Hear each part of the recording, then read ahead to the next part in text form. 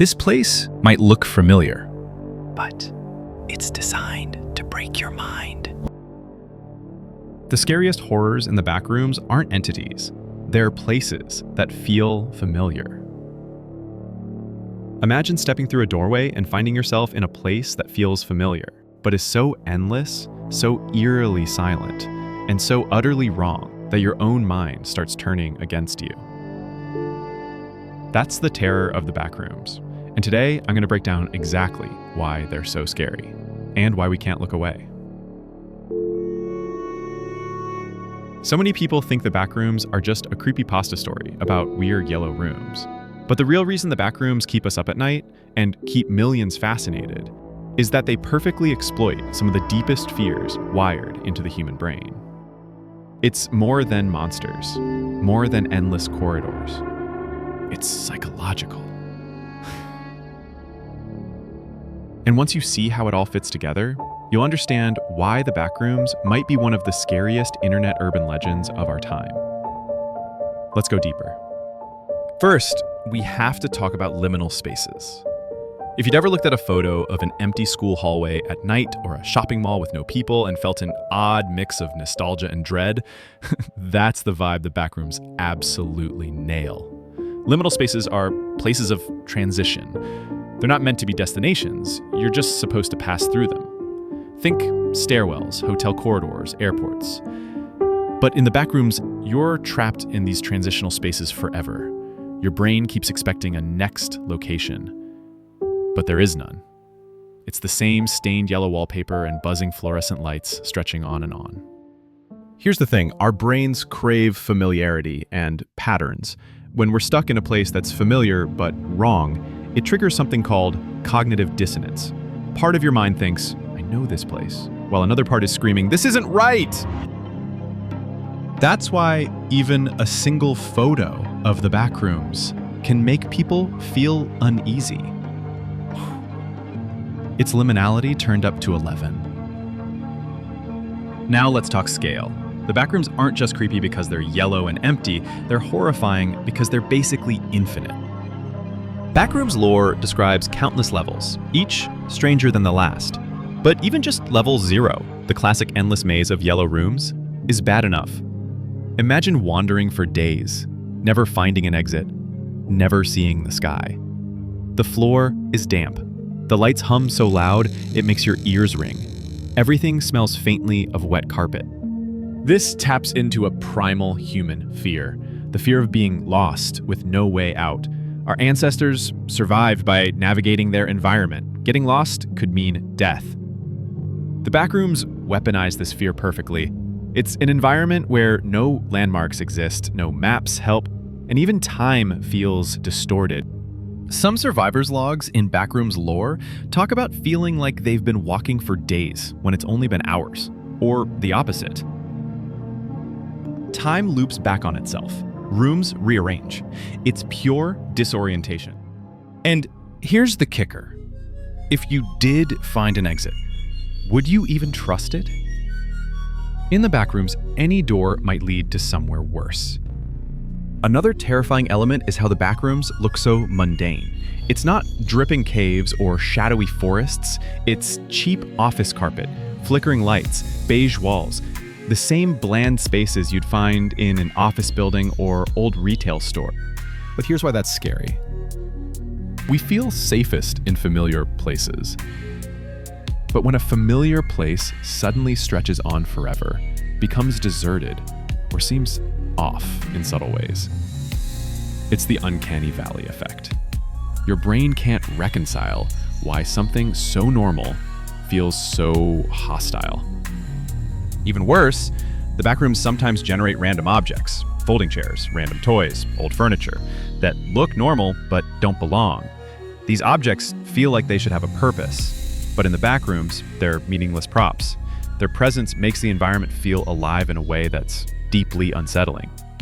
It's horror hidden in the mundane. You can't relax because there's no obvious, scary entity. Instead, the entire environment becomes the entity. Sound design in backrooms videos or games is a big reason people feel terrified, even without any visuals. Let's talk about that constant fluorescent hum. It's a droning noise that never stops. Eventually, it feels like it's vibrating inside your skull. In Backrooms lore, people talk about how silence doesn't exist there. It's always the buzz of the lights, a far-off dripping pipe, or the occasional shuffling echo of something. And when that hum suddenly cuts out, your heart practically stops. Because silence usually means something is about to happen. Sound, or the absence of it, becomes a psychological weapon in the backrooms. You can't trust your ears, and the longer you listen, the more it drives you mad. Of course, there's another layer to the fear: the entities. Not every level has monsters, but the ones that do, terrifying. Entities like hounds, facelings, skin stealers, and smilers stalk certain levels. And Backrooms lore is full of survivor stories describing these horrors. For example, hounds, twisted humanoids that sprint on all fours and attack the moment they sense fear. Smilers, just a grin in the darkness. Sometimes the last thing you see. Skin stealers, wearing the skin of victims to blend in. But what makes entities extra scary is the uncertainty. You never know which level is safe and which isn't. Sometimes levels look empty for hours. Until they're not. It's the fear of the unknown. Every turn of a corner might be the last thing you ever do. And since the backrooms are infinite, you'll never clear all the threats. You just keep running, hoping the next level is better. But it rarely is. Let's zoom out for a second. The reason the backrooms are so scary isn't just the entities or the yellow wallpaper. It's the psychological horror they embody. In horror, there's a spectrum.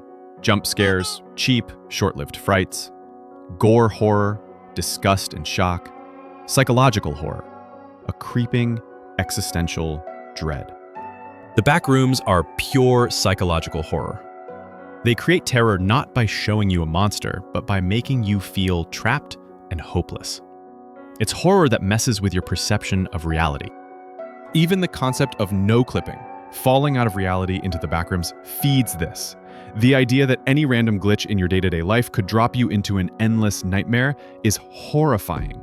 You could step off a curb the wrong way, glitch through a wall, and suddenly, you're gone. Forever. Part of why the backrooms have exploded in popularity is because the community keeps expanding the lore. On the Backrooms wiki, people create new levels, new entities, new rules for survival. It's a living story that anyone can contribute to. And that makes it even scarier. There's always more content, more strange levels, more bizarre logs of survivors. The story never ends, just like the backrooms themselves. Even indie game developers have taken the concept and turned it into terrifying playable experiences. When you walk those endless halls in a dark room by yourself, lit only by your gaming rig or first person, the terror becomes visceral. You hear your footsteps echo. You feel lost. You start checking behind you, even though you know nothing's there. Yet. The backrooms have become a modern urban legend that thrives because it leaves so many gaps for your imagination to fill. And trust me, your imagination will always come up with something scarier than anything you see on screen. So, if the backrooms are so scary, why do millions of people keep watching videos, reading stories, and playing games about them? It's simple. Curiosity. Humans are wired to seek answers. The backrooms dangle mysteries we desperately want to solve. Is there an exit? How big is the backrooms really? Where did the entities come from? And could this happen to us? Plus, the aesthetic is oddly beautiful. The buzzing yellow rooms, empty spaces, endless symmetry, it's hypnotic. Horror and beauty overlap in the backrooms in a way that's hard to look away from. And deep down, there's a question we all secretly wonder. If I no-clipped into the backrooms, could I survive? So that's why the backrooms are so terrifying.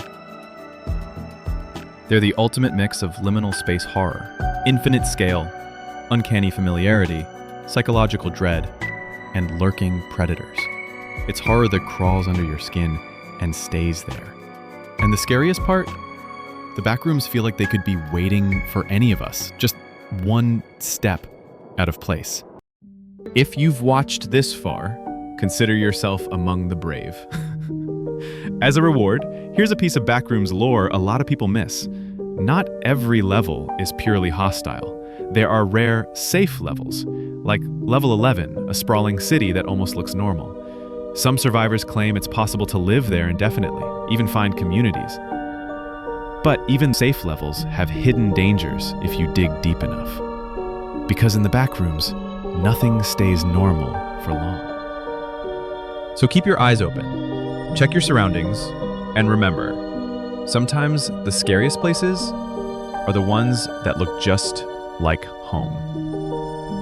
Oh, and if you want to avoid no-clipping into an endless maze of buzzing yellow walls, you might want to hit that subscribe button. It's not scientifically proven to keep you safe, but hey, it can't hurt.